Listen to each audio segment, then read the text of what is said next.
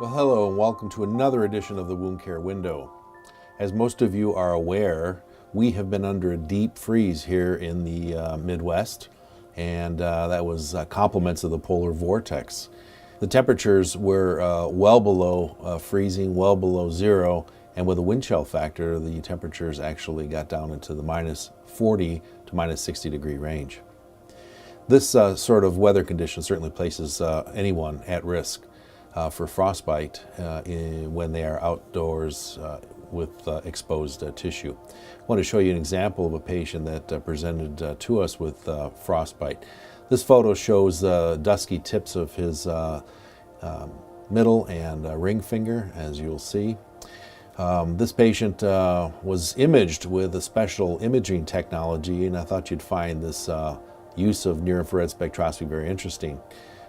Mr. Brandon Hoffman is an MA here in our clinic. He is a hopeful medical student and has his application at several medical schools. And Brandon has been studying near-infrared spectroscopy, and I wanted to introduce you to him and have Brandon give a brief introduction to near-infrared spectroscopy. This camera uses near-infrared spectroscopy to measure tissue oxygenation. So the camera itself uses a flash of near-infrared light, and it measures the reflection of the near-infrared light. Oxygenated and deoxygenated hemoglobin differ in the reflection and absorption of the near-infrared light. Using this computer interface system, the camera can generate a computer model that's interactive, and you can tap on the images and see the tissue oxygenation percentage throughout the extremity you photographed. So we are using near-infrared spectroscopy at AZH clinics here in Milwaukee, and this is an image of that same patient just a few seconds later using the Kent imaging near-infrared spectroscopy. And as you will note, the tips of the third finger and ring finger show bluish discoloration. This clearly indicates less oxygenation. The patient was then treated with hyperbaric oxygen therapy, and wanted to show you the results that we achieved following the use of hyperbaric therapy. As you know, hyperbaric oxygen therapy can be a great adjunctive treatment to the management of frostbite. The next image you see is the treatment post-hyperbaric.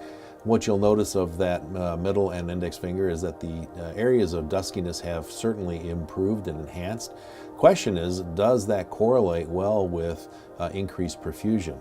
So we again image this tissue with near-infrared spectroscopy and now look at the robust oxygenation of that tissue, especially where we had previously seen low oxygen values in the tip of the third and fourth fingers. This is another view looking from a palmar approach. This is pre-hyperbaric oxygen therapy. The next image shows the same positioning of the hand with near-infrared spectroscopy. And again, you notice the dusky changes on the middle and ring finger.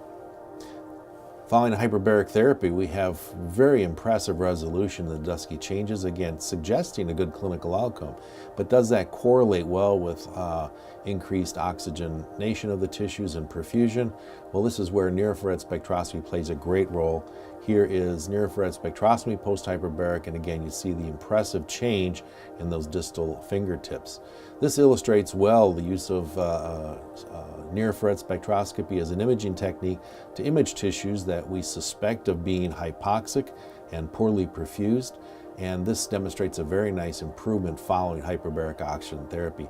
We believe here at AZH that near-infrared spectroscopy will have a continuing and important role in the management of our patients from a clinical standpoint. Thank you again for joining us on this edition of the Wound Care Window.